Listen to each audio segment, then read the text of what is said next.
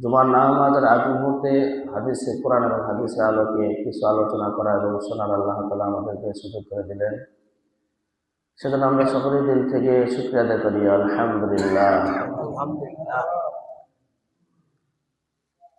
অসংখ্য দরুদ রাসূলের শানে, যার মাধ্যমে পৃথিবীতে আমরা সব কিছু ওপেনে পেয়েছি, তার সামনে আমরা সকলেই মহব্বতের সহিত দরুদ পড়ে নিই, সাল্লাল্লাহু আলাইহি ওয়াসাল্লাম।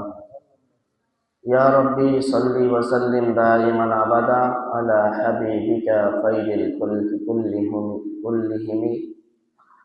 সম্মানিত সুধী, মাসটি পবিত্র মাস, আমলের মাস, নাজাতের মাস। প্রত্যেকটা মুহূর্ত, দিন রাত, সপ্তাহ, মাস, বছর আল্লাহ তাআলার কাছে দামি।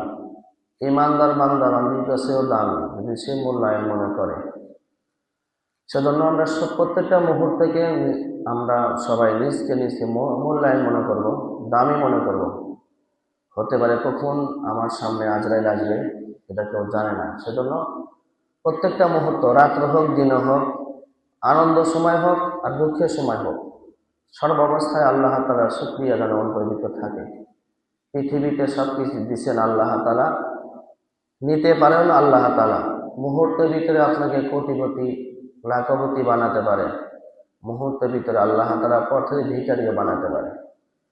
এ শক্তি আল্লাহ তাআলার কাছে আছে। সেজন্য আমরা সবাই সর্বাবস্থায় আল্লাহ তাআলার শুকরিয়া আদায় করব যে আল্লাহ তাআলা আমাদেরকে পৃথিবীতে প্রেরণ করছেন আল্লাহ তাআলা গোলামি করার জন্য, আল্লাহ তাআলা গুণগান করার জন্য, আল্লাহ তাআলা প্রশংসা করার জন্য।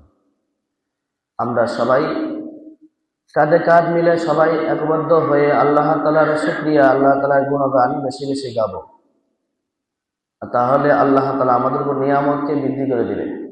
যখন এগুলো উঠে যাবে, আল্লাহ তাআলা নিয়ামতের শুকরিয়া উঠে যাবে, ধাপে ধাপে নিয়ামত উঠে আনিবে, আর ধাপে ধাপে আল্লাহ তাআলা আযাব নাজিল করবে।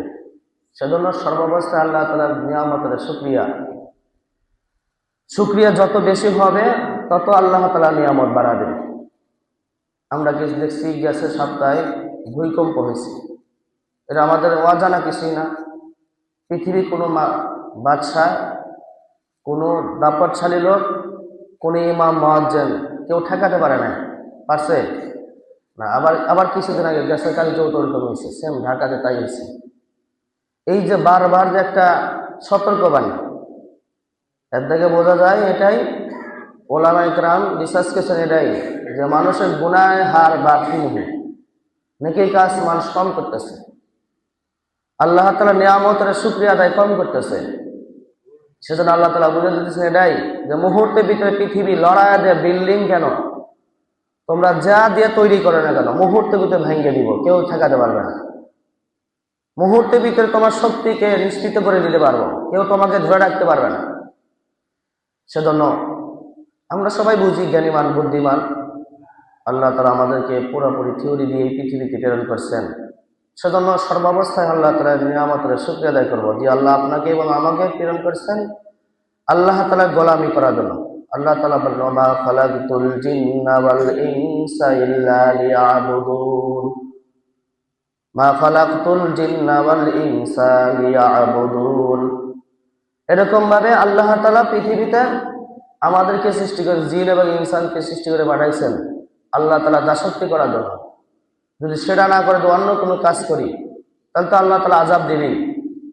এটা কোরআনের ভাষা, ইন্না আযাবি লাশাদীদ, আমার হাতে, ওয়াসায়াসলাউনা সাঈরা, অন্য আয়াতের ভিতরে আছে তৎক্ষণাৎই আমার সামনে আযাব আসবে, কেউ তোমাকে এবং আমাকে কেউ বাধা দিতে পারবে না। সেজন্য সবকিছু শক্তিমান, সবকিছুর শক্তিশালী হচ্ছেন আল্লাহ তাআলা, যার হাতে সবকিছুর ক্ষমতা যার কাছে আছে। ইন্নাল্লাহা আলা কুল্লি শাইইন কাদির। মানুষ কয়েকটা কাজ হলে মানুষ আল্লাহকে ভুলে যায়, আল্লাহ নিয়ামতের শুকরিয়া ভুলে যায়। যখন তার কাছে আগে দরিদ্র ছিল, এখন টাকাওয়ালা হয়ে গেছে, এখন আল্লাহর গোলামি কম করে। দেখছেন, এটা স্বাভাবিক। আগে পথের ভিখারি ছিল, হঠাৎ করে আল্লাহ